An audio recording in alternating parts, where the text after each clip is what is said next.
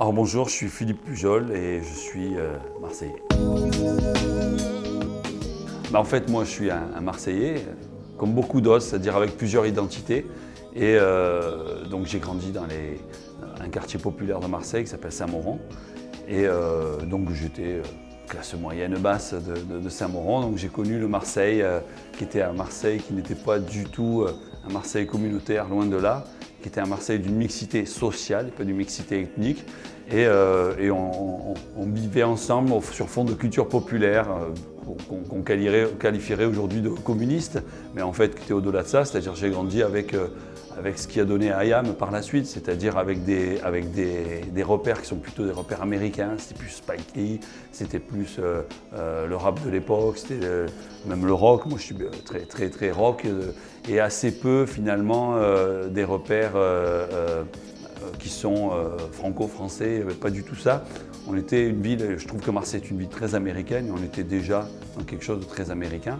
Et moi après, de là, j'ai eu la chance de pouvoir faire des études, j'étais un bon étudiant parce que quand on est feignant, on est stratégique et j'étais feignant à ce moment-là, donc j'avais toujours une stratégie pour avoir mes examens, donc je travaillais ce qu'il fallait, j'avais tout ce qu'il fallait. Ça m'a permis d'aller assez loin dans les études et puis après, je ne vais pas tout vous raconter, mais il y a eu plusieurs mouvements qui fait que je me suis retrouvé journaliste sans le vouloir. Et de là, après, journaliste, je racontais tout ce que j'avais fait avant. J'avais été agent de sécurité pendant 5 ans au Dôme et ailleurs. Et donc j'ai rencontré tout ce qu'il y a de monde musical et du show business entre 1995 et 2000 qui passaient dans le sud de la France. Et en même temps, je côtoyais des gens qui étaient des petits voyous aussi, parce que dans la sécurité, il n'y a pas que des tendres. Ce qui fait que ça ne me servait à rien en apparence. Est-ce que j'ai un combat à mener? Je ne sais pas. Je sais que donc, je suis corse du côté de ma mère, marseillais du côté de mon père. Et j'ai fortement ce caractère corse qui est un caractère qui s'intéresse aux politiques dans le sens noble de la politique. C'est-à-dire les Corses sont des animaux politiques. C'est pour ça qu'on a toujours eu des Corses en politique. Pourquoi? Parce que quand on est, sûrement que c'est pareil pour d'autres pays de montagne, quand on est dans des montagnes comme ça, on a une culture de la citoyenneté, on s'occupe de son territoire. Et on a aussi une culture de savoir comment prendre et garder le pouvoir, et donc ce qui est moins de la citoyenneté, de la politique politicarde un petit peu. Donc moi je connais tout ça, pas pour en faire à la base, hein, c'est pas mon but, j'ai jamais essayé d'aller là-dedans, mais j'aime bien l'étudier, la regarder, et c'est pour moi une petite aventure que de vivre ça.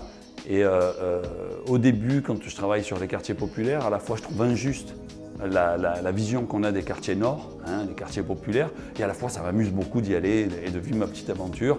Et j'aime voir aussi ce que la politique, quand elle est pratiquée de telle ou telle manière, c'est ce qu'elle engendre. Et les quartiers populaires de Marseille est un des exemples de ce que la politique a pu fabriquer. Et très rapidement, le politique va s'en séparer et va dire les quartiers populaires sont comme ça parce que. Et après, en fonction du courant, on va trouver une solution.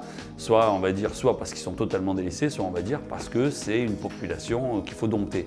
Mais moi, je voulais raconter un petit peu plus déjà comment ça se passe et ensuite comment le politique fonctionne. Et après, je suis sorti du quartier populaire et je me suis mis à raconter le politique. Mais mon but n'est pas une sorte de Che Guevara journalistique de dénoncer ou quoi que ce soit. C'est qu'à chaque fois, il y a une étape de plus.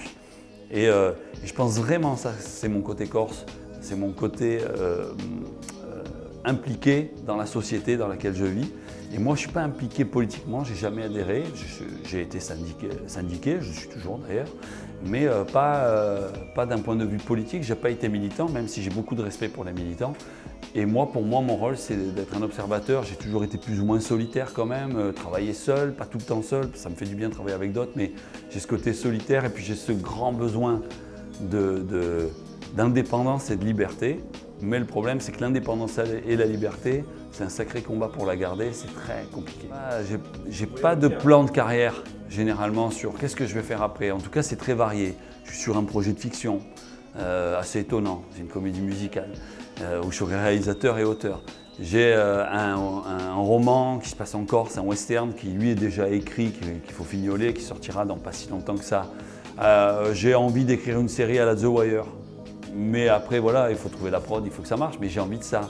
À côté de ça, je m'impliquerais bien pas en politique, mais dans le monde politique, dans le sens noble du terme. Mais bon, je ne peux pas tout faire en même temps. J'ai monté une petite boîte qui fait de la narration. J'aimerais bien travailler plus là-dessus. En fait, je fais énormément de choses, c'est volontaire, j'ai besoin de ça et j'ai besoin de ça pour garder mon indépendance au maximum aussi, ce qui n'est pas facile. Et donc, j'ai la chance en fait, la chance où je suis allé chercher, j'en ai aucune idée, mais j'ai la possibilité en tout cas pour le moment de ne pas faire ce que je veux, mais d'aller dans la direction de ce que je veux. C'est déjà pas mal. Je sais très bien que ça ne durera pas, qu'à un moment ça va bouger, donc j'essaie d'en faire un maximum maintenant. Et par exemple, un de mes rêves d'enfant, c'est d'être doubleur de dessin animé. Eh ben, j'aimerais bien un jour doubler un dessin animé, ça me plairait bien. Boum, boum, boum.